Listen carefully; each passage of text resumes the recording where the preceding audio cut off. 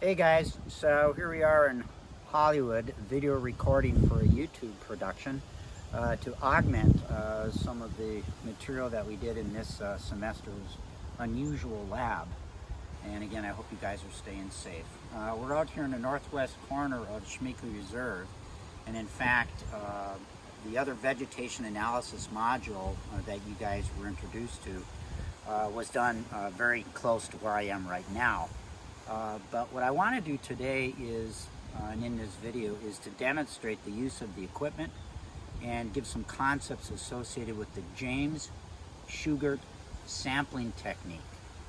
And that's in Appendix 14.4 through 14.6 in the back of your lab manual. And a reminder that you're responsible for the material in there. I'll highlight just some things today to give you a feel for what it's like in the field to apply the scheme of sampling. Also, the appendix immediately following that is the Trexel et al. Paper on comparative nest site habitat of sharp-shinned hawks and Cooper's hawks breeding in the state of Wisconsin. And in fact, that latter paper invoked the James-Shugart sampling scheme, which I'm going to relatively quickly demonstrate for you guys today. And James and Shugart, especially Dr. Frances James, she's one of my other big-time heroes. She's a professor, probably professor emeritus now, in ecology at Florida State University, one of the sharpest ecological minds that I'm aware of.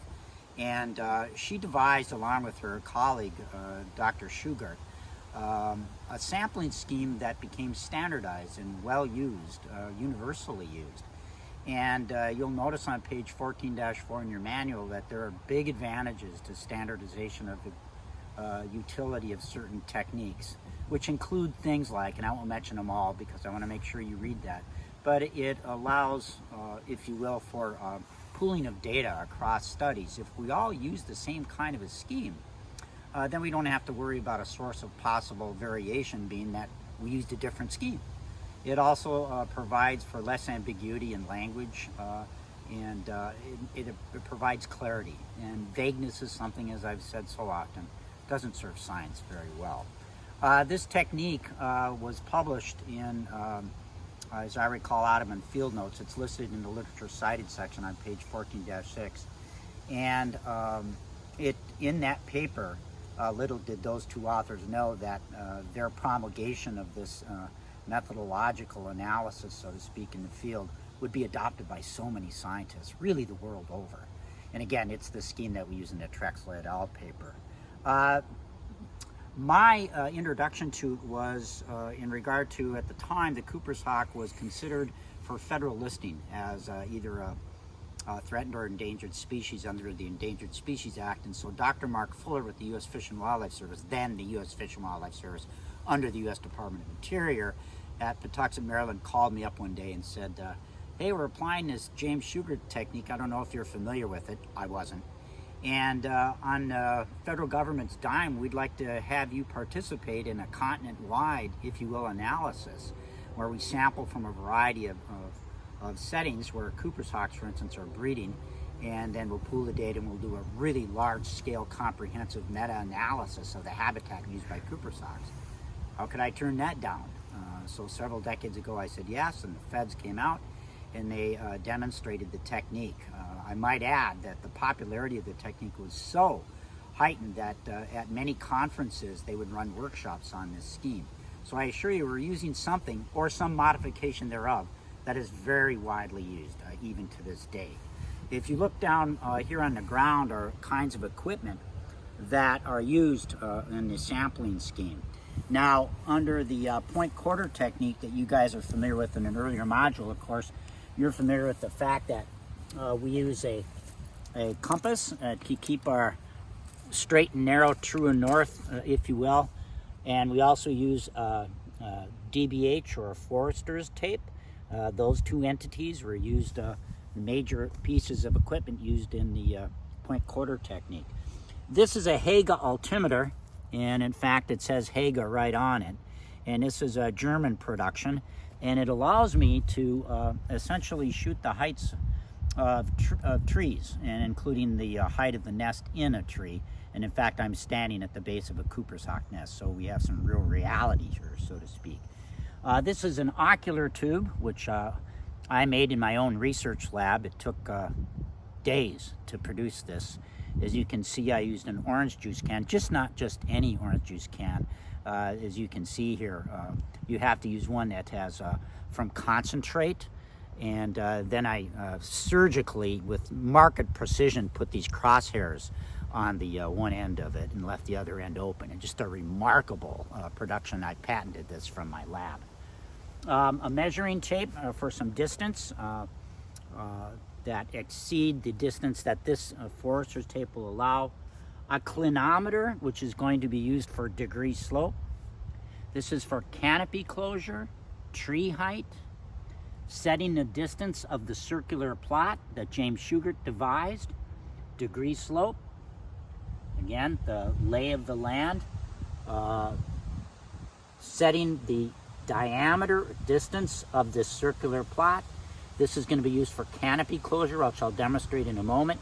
Hague altimeter for heights of tree and the heights of the nest, and making sure that I'm setting up in a conventional way the north-south, if you will, radii that transect out from the nest tree, which will be the center of this circular plot. This is a density board. This is a very, very commonly used plant ecology schematic, so to speak. And in fact, when I took plant ecology 1,000 years ago, we used one. And one of the beauties of James-Shugart and why their technique, I think, got so wide appeal was because they didn't just devise something brand new with all kinds of new equipment. What they actually did was they adopted things that were already used by ecologists. That way somebody wouldn't have some, apprehension or aversion to using or being attracted to something that's brand new. So that was I thought quite frankly, was a brilliant stroke on behalf of Dr. James and Shugart to use equipment that is widely used. It made things a lot easier.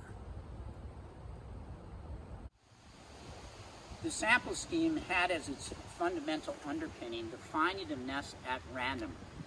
That is to say, we did not presuppose where Cooper's hawks were nesting, or sharp-shinned hawks, because we used the same scheme as sharp-shinned hawk nests. We did not presuppose where they were. You can obviously understand that would create a bias. So these are randomly found nest sites. And in fact, I set up quadrat sampling, which you guys would be familiar with because of the semester, where I set up randomly located plots, and Stevens Point happened to be one of them. And then I found all the nests in the city. And of course, I had no knowledge as to where the nests were before I started that. This is a Cooper's hawk nest tree. And there's a nest up there about 60 feet. That's about 15 feet-ish higher than what you typically find for Cooper's hawk's nest in Wisconsin.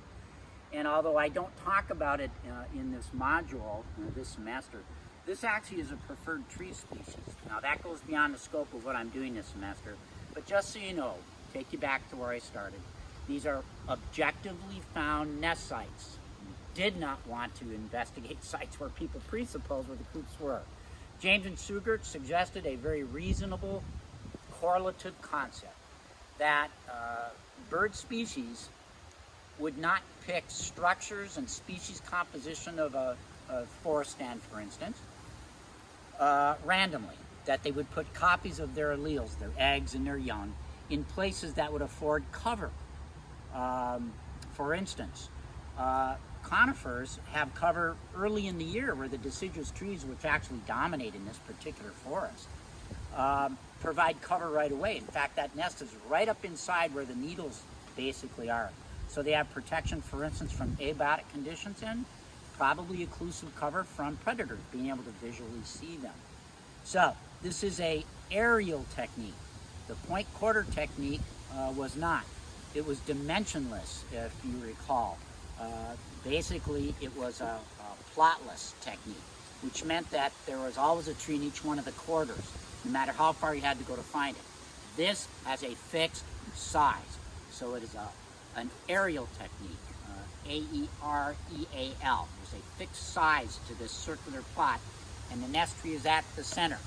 And this plot is 0.04 hectares inside, which means it has, from a linear standpoint, radii, a radius of about 11 meters. And this is oriented north, and James-Shugart suggested that everyone would lay down their transects on an east-west, north-south sampling scheme to set the circular boundary, and also set up some places where you're going to measure not only species composition, but structural attributes of the habitat. And once again, I remind you, as a biologist, these birds would do wise to be adaptive in their decision making as to where they put their nests. So the thought was that if you gather a bunch of data, we'd probably reveal patterns of where they nest and the kinds of species, etc., accorded with some of the tenets that I just conveyed to you. So one of the first things we're going to do is to invoke some schematic methodological application using me as the piece of equipment. So there are two entities, and again, I'm only highlighting certain aspects of pages 14.4 through 14.5. And in fact, it's page 14.4 and 14.5 that contain all of the details, so to speak, and some of which I'm highlighting here. You'll notice that there's a shrub index and a shrub density construct that needs to be obtained. That is using a biologist. You'll need two people, by the way, to do this. One person to record data, one person to actually acquire the data as they go throughout the site. So, shrub index and shrub density, or shrub density is on top and shrub index is below, is basically to walk along each one of the radii and count all of the woody stems less than 3 centimeters dBH. That's less than an inch in diameter breast height. So that means like this piece of buckthorn, this little woody vegetation. That would be counted if, under shrub density, if it struck my outstretched arms as I walked along this 11-meter north radius, if you will, of transect here in the circular plot. Or if it's shrub index, it would have to be a woody stem at least 3 centimeters in dBH, less actually than 3 centimeters dBH, that was above my knee but didn't touch my arms. So I would be walking along and counting these as shrub index. I'm getting amount of vegetation here on the forest floor, and if my arms strike any piece of vegetation that's woody, that is less than 3 centimeters dBH, I would also record that, and I would literally call off to a recorder how many stems I am hitting. So this is the piece of equipment, and we're getting information about the density of the flora here on the forest floor. Would it not make sense that the more cover there is, the better abiotic, if you will, cover for protection of young and eggs, and also make it more difficult, for instance, to predators to find them? Another way to get at objectively, numerically / enumerating the amount of cover is to use a standard plant ecology technique that I aforementioned. And this is a density board, or a drop cloth. Now, when the Fish and Wildlife Service came out with me and we started sampling around the entire state of Wisconsin at Cooper's Hawk Nest, and then of course, as you recall, we also are going to do this at Sharpie Nest. But for the Cooper's Hawks, when it was first demonstrated for me, and I also had some training in my plant ecology course, this was something we used actually in a prairie setting. It doesn't matter the setting you use it in. The principle is the same. You're trying to enumerate how much cover there might be. So how this is used is a person, for instance, has to hold this up. I propped it up. And there are actually 4 sections which are divided by a thick line. And by the way, this density board would be all the way up such that this, where the rock is, that would be the bottom, and the density board would be held straight up. And it would be at the end of the north radius transect, if you will, the west, the south, and the east. And a person would be standing right at the nest tree. And to account for parallax, so to look straight parallel to the ground, so as to not get an inaccurate reading or a bias, the researcher will kneel down and they will look and they will count in these bottom 2, if you will, sectors, the number of squares that are at least 50% occluded from view. Closure. So that's what you're doing. So you kneel down and you count how many of these squares are at least 50% covered. We would have a field form that actually would have this whole thing. We'd have 4 of them per nest site, and he would just check off the boxes, the squares that were at least 50% covered. The reason that some are white or not with the diagonal lines and some are just this unmarked area is so that you could keep track of the separate boxes. So accounting for parallax, after you do your count of the number of boxes in these 2 lower categories, if you will, or sections of the density board, that contained squares at least 50% occluded from view, then you would stand up. And then you would look at these two top compartments. And once again, count the number of squares that are at least 50% occluded from your view. Again, the marking of the individual squares allows you to keep track of them, and the fact that you have these alpha renderings on the left-hand side allows you to keep track of, for instance, a row. And then I do the north, and then I would lift this thing up or coil it back up, walk to the east end or to the west end, so to speak, and then I would hold it upright, and then a researcher at the nest tree would do the same kind of readings. To get another aspect of structure, guys, we're going to get what is called canopy closure, the upper canopy, sub-canopy closure, and ground canopy, which really refers to the amount of foliage, for instance, green, or the lack thereof. And how this ocular tube is used is to look through or sight through one end of it and look up through it. And if there is greenery, if you will, at the intersection, so as I view through and I see greenery at the intersection of these crosshairs, that's a plus. And by the way, if it's conifer greenery, we could say conifer, and the recorder would put a plus and encircle it so we could keep track of deciduous versus coniferous cover. And as you guys recall, if you through the reading in some of the statistical module, conifer cover can have some very important consequences to some of the constructs and dynamics and interpretation that we're going through. So here's how this thing's used. It's very simple to use. So one person's recording the data. Again, you need 2 people to do this sampling scheme. Yes, I've done it by myself at times. That takes a lot more work. But 2 people, you can get these things done, about 45 minutes. If it's really thick with cover, I've been sites where it's taken me an hour and a half, just so you have some idea of the temporal aspects with this. So I'm going to walk along, and we do this in a standardized way. North, east, west, and south. I'm going to take 10 equidistant steps. And I'm going to hold this thing up over my head, and I'm going to look for intersection as I view up into the canopy or a sub-canopy. And let me be clear. This is sub-canopy. You see the leaf cover up here in this maple? That would be sub-canopy. Upper canopy would be the upper reaches of the green foliage, and then canopy on the forest floor would be down here. So I'm basically holding this up over my head, and I'm looking for intersection at both sub-canopy and the upper canopy. And then I'm going to hold it off to the side, and then I'm going to look through it and see whether or not I'm striking greenery or not. So 3 readings at each of 10 steps, all right? So I'm going to demonstrate how not to do it. Watch.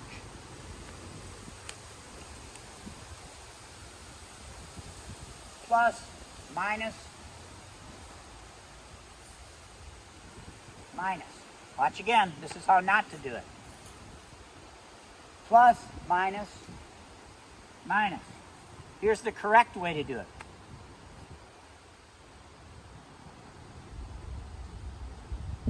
Plus, actually, conifer, minus, minus. What was the difference between the 2 ways I did it? The first 2 times I did it, I actually looked up first and then held the ocular tube in the direction I was looking. Biased.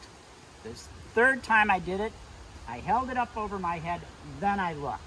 That way I wasn't influencing where I put the ocular tube. Make sense? And again, pages 14.4 and 14.5 go over some of these principles. Again, you're going to get 3 readings for each of 10 equidistant steps on each one of these transects to get a measurement of cover, and you can separate deciduous versus coniferous. By the way, there's another instrument. This is FYI, don't worry about looking this up. There's another instrument called a densiometer that does the same thing. It costs, I don't know, maybe $100, I'm not sure. Far reduced cost. James-Shugart also specified that we need to get the height of the nest in the nest tree, and also the upper reaches of the uppermost reaches of 5 representative 5 representative trees in the circular plot. And the Haga altimeter is a means by which we can estimate those heights that I just indicated. This mechanism has 2 buttons, if you will, that you need to manipulate and engage. One of them, when you press it, frees a needle and it moves back and forth. And please take note, there's a 0 here. So there's positive numbers and there are negative numbers. Positive and negative. There also is a dial at the end here which allows me to turn this. And in fact, when I turn this, there's a number here at the far left-hand side. That one says 15. This one says, I think, 20. And this one says 25. And I'll bet you'll be able to divine why there is a range of these numbers that are encircled. Now, that number that's encircled tells me how far away in meters I need to be from whatever tree, for instance, I'm going to estimate the height thereof. Or away from the nest tree, where the nest is. And by the way, the nest tree is always one of the 5 trees. It will always reach into the upper canopy. So what I do is I'm going to move 15 meters away from a tree I'm going to measure, all right? And this number that's encircled tells me how far. Why the different distances? Because what if I'm in a site where the trees are really high up and I have to get farther away from the base to measure it? This allows me to move farther away. Here in central Wisconsin, 15 meters is going to be fine. So I pace off 15 meters, and then I go like this. I have this button pressed in, so that needle is loose. And I'm standing stationary, and I shoot to the upper reaches of a tree. And then I press this button at the bottom. And then there's a number. I believe it's like 22. That's meters. All right? Now, I'm going to push this button again, which will free up that white needle. And then I need to go to the bottom of the tree that I just shot at. So now I'm going to free the needle. Got to keep track of the number, 22. So now, standing in the same place, I shoot to the bottom of that tree. Now I press the silver button on the bottom, right here. And now I fix the needle. And the number is like a -2 or something very close to it. That means the bottom of that tree is below my eye level. All right. To use the Haga altimeter, you have to subtract the lower reading from the top. So 22 minus a -2 is 24 meters estimated height. 22 minus a -2. So you add the 2 at the bottom. So it's 24 meters, right? Hey, would I ever be in a situation where I actually shoot the bottom of a tree and it's higher than me? Or higher than my eyes? Sure. If you're on a mountain slope, yeah. And then you would probably truly subtract that lower reading, right? So a Haga altimeter. And again, you'll take 5 heights of the representative 5 trees that reach the top of the canopy, and the nest tree is going to be one of them. Then you also estimate the height of the nest in the nest tree using a Haga altimeter. Let me be perfectly right up front with you. The first time I was shown this, I went, there is no way that this thing is going to give you accurate readings. I'm a tree climber, so I spend most of this early part of the summer up in trees, which I dearly love. But I drop tapes, so I know exactly how high that nest is, for instance, from the ground. And so I was in a basis to test my, I guess, a little bit of my disbelief, and I'd be wrong. This thing's pretty good. The first time I started using it, I would actually take sets of measurements for a single tree and then take the average. But after a while, I got so good with this, I was accurate on every draw. So at any rate, I assure you, you can trust this. Yes, it's off a couple of feet sometimes, but not off very much and not off that much inconsistently if you use it the right way. So kudos to the people that developed this. And by the way, I generally don't climb to the very top of trees and measure the utmost reaches of where a leaf is. I was referring to the tape distances I have from the nest to the ground. Haga altimeter, excellent estimator of heights. This is a clinometer. This is an instrument I actually can't make very well, so we bought one of these, or I should say the governor did. And you'll notice there's a little red line there, and then there's a dial that turns. That's going to give me degree slope. If you look, I'm holding this thing essentially level to the ground, so it's parallel to the ground. You'd have 0 degree slope. You should be able to see that 0. Now, if I held this thing perfectly perpendicular to the planet where I'm standing, I'd be at 90 degrees. And sure enough, there's the 90. I can assure you that when you look through this eye portal, you would see the same numbers. It'd actually be on the left-hand side of a graduated scale. But it's neat that you can look on the outside and get that too. So we wanted to know, do the birds, for instance, use flat planes? Do they use a sloping plane? And to what extent is it sloping, this degree slope? Well, we're 5 miles east of the last terminal moraine, G.